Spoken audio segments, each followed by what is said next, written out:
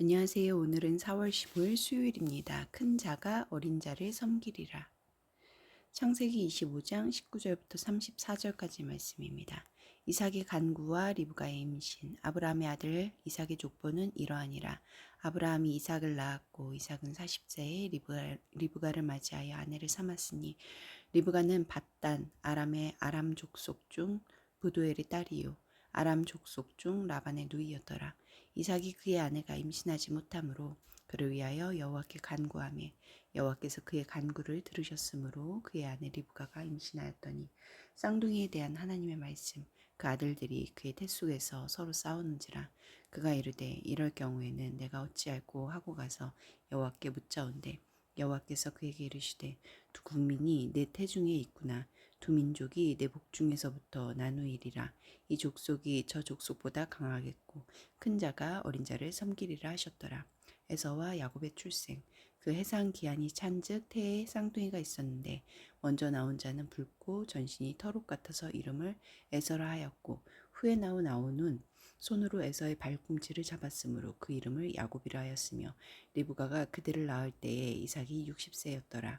형제의 성향과 부모의 편에 그 아이들이 장성하매 에서는 익숙한 사냥꾼이었으므로 들사람이 되고 야곱은 조용한 사람이었으므로 장막에 거주하니 이삭은 에서가 사냥한 고기를 좋아하므로 그를 사랑하고 리브가는 야곱을 사랑하였더라.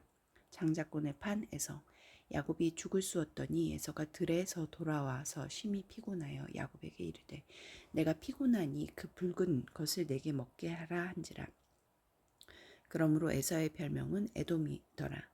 야곱이 이르되 형의 장자의 명분을 오늘 내게 팔라. 에서가 이르되 내가 죽게 되었으니 이 장자의 명분이 내게 무엇이 유익하리요.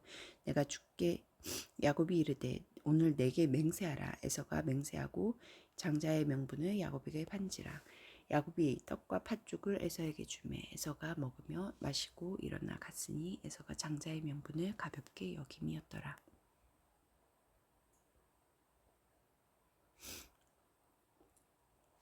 이삭과 리브가가 20년을 기다려 낳은 에서와 야곱은 태에서부터 다투기 시작합니다. 큰 자가 어린 자를 섬길 것이란 하나님의 약속이 성취되기 시작합니다. 19절부터 21절까지 말씀에서 하나님은 어떤 분입니까? 천만인의 어머니가 될 리브가에게 오랫동안 자녀를 주지 않으십니다. 이삭은 40세에 결혼하여 60세에 자녀를 얻었으므로 그의 간구는 20년간의 끈질긴 청혼이었습니다. 우리는 기도를 즉각적인 요구를 채우는 수단으로 생각하지만 하나님은 때때로 우리의 뜻에 대한 응답을 지체하심으로 도리어 우리가 하나님의 뜻에 응답하게 하십니다.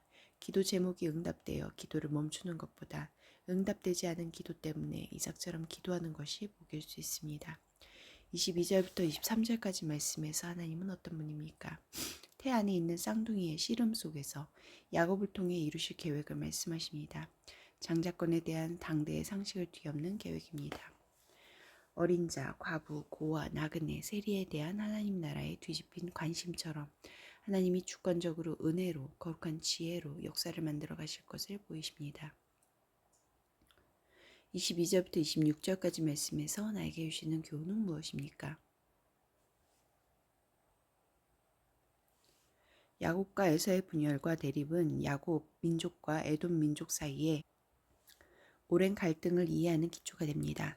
무슨 선이나 악을 행하지 아니한 때에 큰 자가 어린 자를 섬기도록 계획하셨다는 것은 하나님의 백성됨이 인간의 탁월함이 아닌 하나님의 택하심에서 비롯됨을 보여줍니다. 우리가 에서가 아닌 야곱의 길에 있는 것도 우리를 불러주신 하나님의 은혜로만 설명할 수 있습니다. 29절부터 34절까지 말씀에서 나에게 주시는 교훈은 무엇입니까? 야곱은 사고팔 수 없는 장자권을 속여서라도 쟁취하려는 교활함을 보이고 에서는 장자의 명분을 가볍게 여기는 경솔함을 보입니다. 에서는 미래보다 현재를 중요시하는 어리석음을 보이고 야곱은 미래를 위해 수단 방법을 가리지 않는 탐욕스런 야망을 보입니다. 팥죽 이야기는 순간적인 민족을 위해 영원한 가치를 저버린 에서의 영적 무감각을 강조하지만 야곱 역시 하나님의 용납과 인도 없이는 이스라엘이 될 수 없는 죄인임을 암시하기도 합니다. 우리에게 주어진 오늘은 어제의 우리를 용납하신 하나님이 새로 허락하시고 이끌어가시는 하루입니다.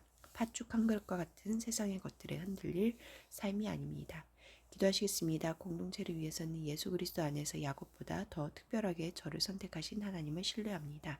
열방을 위해서는 일 안에서는 어린 신부들이 폭력과 학대에 시달리면서 급기야 남편을 살해하는 일까지 발생하고 있다. 일 안에 좋은 관습이 사라지고 학대받는 여성에 대한 법적 조치가 마련되도록 함께 기도하시겠습니다.